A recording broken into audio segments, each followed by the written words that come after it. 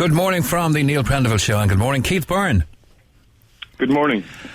Good morning, Keith. I listened with great interest to your story developing. Often stories resonate with a section of the media here in Ireland, and yours has thankfully found a home on the Neil Prendeville Show. So you're, of course, a County Cork native. Your story has been much publicised. You're married to a US citizen, Keren. You arrived in America in 2007 on a 90-day visa, but overstayed it. You have, of course, been very, very arduously and subscribing to all legal process, being trying to correct and naturalise your position. And your story, I suppose, came to a head on July 10th when you were picked up by ICE, the Immigration and Customs Enforcement Division. Their officials picked you up on your way to work on the outskirts of Philadelphia. Now, I know you had a kind of a 30-day stay in order to prove that you're trying to naturalise your position. And that big date was up on August 26th, so just past. Bring us up to speed, please. Yeah, so yesterday morning I went to the ICE office and they gave me 90 more days because we gave them paperwork, proving that we're moving forward with the case. And immigration have given us 30 days to respond. So we've basically filed everything we had to file. Okay. And are you back at work now? As of today, yes. Oh, congratulations. That must be Yes. some measure of relief. It is. It is. It's exciting. In the last 30 days, Keith, I know there's probably little else going through your mind. Have you begun to rationalise the approach of the American authorities to your situation? Is it a sort of a microcosm for every illegal Irish immigrant, as they say, who is trying to naturalise their position? And the reality, I suppose, of what were two very, very minor infractions on the law here in Ireland, which seem to be sticking to you like limpid mines because of your honesty. Have you had time to distill all of the factors in your situation and kind of reassimilate something of where you are and where you could be in the next 90 days?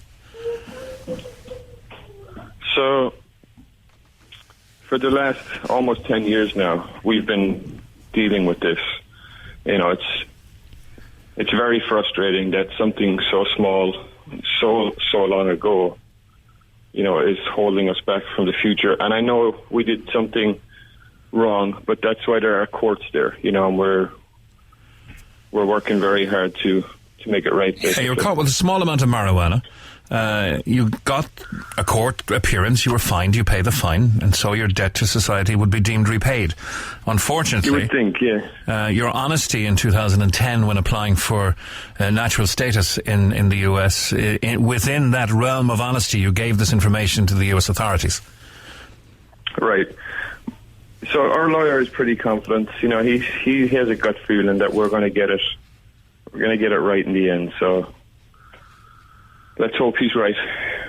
Okay.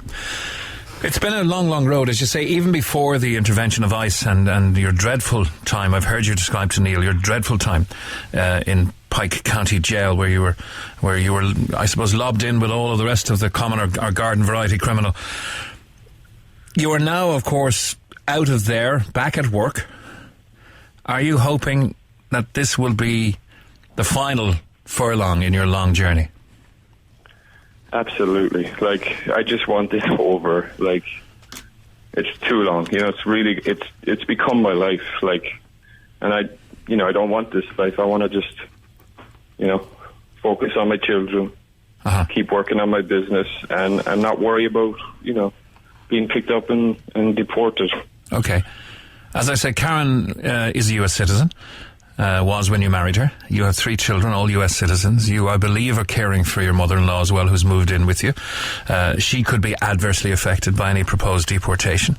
So August 26 was a major date. You had to attend the ICE office in Philadelphia and show all your proof of appeal and the documents that you were looking for an extension. So now you can breathe at least a little sigh of relief. Absolutely, yeah. I was pretty happy yesterday. And, going forward, I'm hoping we hear back from immigration sooner rather than later. Yeah, you've been doing it, as you say, it's been an arduous process for nearly 10 years. You've done everything right, except maybe be a little over-honest. Would you agree with that interpretation? Well, you can never be over-honest. Like, I mean, you know, if I told a lie, I would most certainly be deported, right? Like, if they found out later, then I would definitely have no way of coming back. So that's a fair analogy, actually. Yeah. Truth. Now, in your but in your time in America, Keith, you did overstay at the start. You're trying to fix that situation, but you've made a very, very good life for yourself. Did you fall accidentally into painting because it seemed to be your calling in life? You grew that business very quickly. I won't lie to you. I did fall into it at some point. When I left Ireland, I was, building houses, doing block work, and I came here. I just couldn't find any block work. I ended up labouring for another stucco company, and then after some time I fell in with a painting company, and I was there for 3 years, and I just picked up some things from them, and it was like a snowball effect. You do one job, 2 jobs, and then everybody wants to know. And then you're hiring help. How many are you employing now, Keith?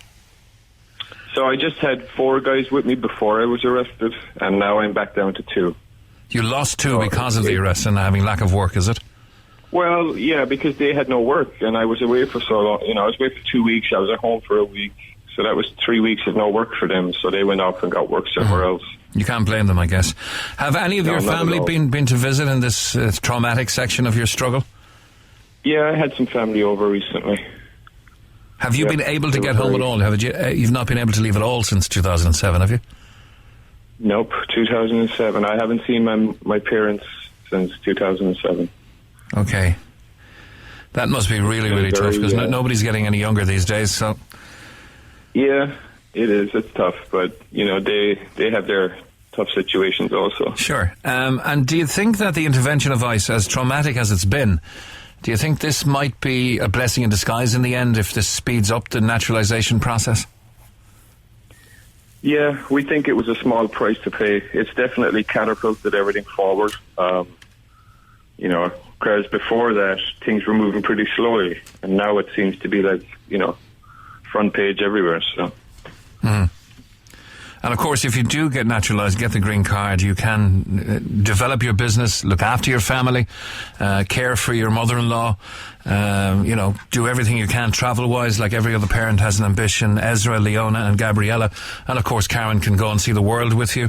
And you can, of course, come back to Ireland. That's the first thing I'll be doing, going back to Ireland to see my parents and have a breakfast roll. Okay. I was going to say, outside the love of a hug of your parents, what would be your intentions? Okay, let's get the breakfast roll out of the way. Where else would you be eating? Would you be a Casey's and Douglas man? Oh, I don't know. Listen, when I left Ireland, I never seen much of it. I grew up in a town, and that's where I stayed. Like, I would like to go home often and see more of the country. Yeah, it's an amazing place, and it's only when you staycation, when you actually go and delve into the different areas and look around and meet the characters, that you really feel we live in one of the most amazing places in the world, albeit for the weather. Yeah. So Philadelphia's been good to you. You have another stay of reprieve, I suppose, if you like. So you've got a 30-day deadline and a 90-day deadline. What's going to happen next, do you think? So the 30-day is for them to receive the appeal, and then, that could take 3 to 6 months for them to give us a response. So I would assume if we don't hear back within the 90 days, we'll have to, hope that ICE give us more time. Okay. And which I'm sure they will. How have they been to deal with, notwithstanding the fact they plucked you from the street, but, when you're dealing with them face-to-face over an office desk, how have they been? I mean, they're fine, Wouldn't be writing home about them or anything. And do you think there's been any Irish political pressure brought to bear? Have you had a leg up in your situation, as it were, from Ivy House, from the Department of Foreign Affairs, Simon Coveney? I would like to think so. Yeah. I would definitely like to think so, because this kind of is a case where, you want to stand up for your own at this time. Yeah. Okay, we're following your case with interest, Keith. Thank you for the update. We wish you all the best. All the best to Keren and to the kids, of course, who must be, they must be worried for their future as well, because they can't be insulated from all this, are they? Well, the 13-year-old is, Ezra. He's now he's involved. But the two younger ones, they're back to normal. You keep it from them, yeah? Yeah, they're back to normal, but he'll be fine. Okay. Could we impose on your attendance here in Red FM, maybe in the studios, when you do come back to Ireland? Would you come in for a chat? Absolutely. All right, Keith. I would love that. Best wishes to all in Philadelphia, and thanks for updating us on your situation. Thank you very much. Thank you guys. Thanks. Keep in touch. Bye-bye. Thanks. Cork native Keith Byrne, married to US citizen Keren Byrne, who is still fighting his deportation from America and has launched a fresh bid to remain with his family, and may he be successful. The Neil Prendeville Show. With Tesco Club Card. A little extra help every time you shop. Tesco. Every little helps. Go. Every little helps.